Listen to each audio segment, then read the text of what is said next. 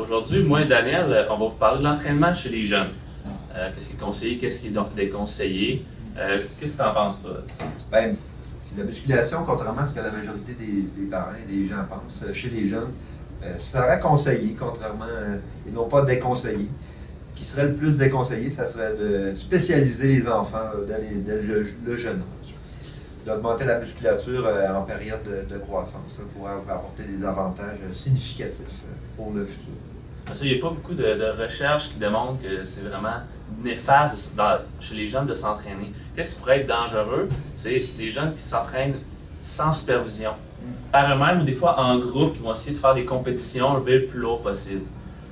Ben, prendre des charges lourdes, c'est une technique en soi. Par contre, un mouvement qui est contrôlé, qui est fait avec une certaine technique, va fatiguer le muscle 4 fois plus vite et puis les résultats vont aussi être 4 fois plus rapides en bout de ligne. Si on fait une bonne base, parce qu'on va renforcer les muscles stabilisateurs, par exemple pour l'épaule, on renforce bien le dos chez le jeune. Pour les jambes, on renforce les fessiers, les ischios, mais ça va l'aider à prévenir les blessures et à avoir un bon développement. Mais s'il n'y a pas une bonne base musculaire de stabilité qui est faite, c'est là qu'il peut y avoir des conséquences dans le sport. Tout à fait d'accord. L'erreur que les jeunes rendent souvent, c'est de se trouver un programme sur Internet qui a été fait par un culturiste professionnel de Monsieur Olympia. Les plus grandes compétitions de culturistes au monde en pensant que ça va leur donner un physique qui ressemble à ça. C'est des programmes qui sont inadaptés. Les jeunes ne sont pas rendus à cette étape-là.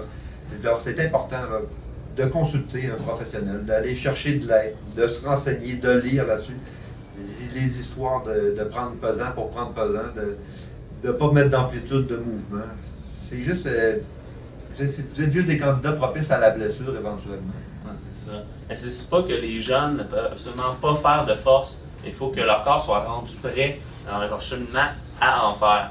Ça prend une bonne base d'endurance pour renforcer les articulations, la base des muscles. Ensuite, peut-être un peu d'hypertrophie, puis la force vient à la fin.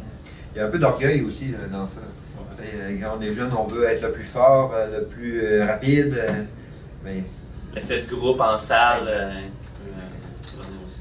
Il y a l'alimentation, on ne se le cachera pas. Quand on est adolescent ou plus jeune, on pense que c'est seulement que l'entraînement qui va apporter les meilleurs résultats. Mais non, c'est juste un pourcentage des résultats. Avoir une alimentation adéquate, pour moi en tant qu'entraîneur, c'est au-delà, c'est 80% des résultats.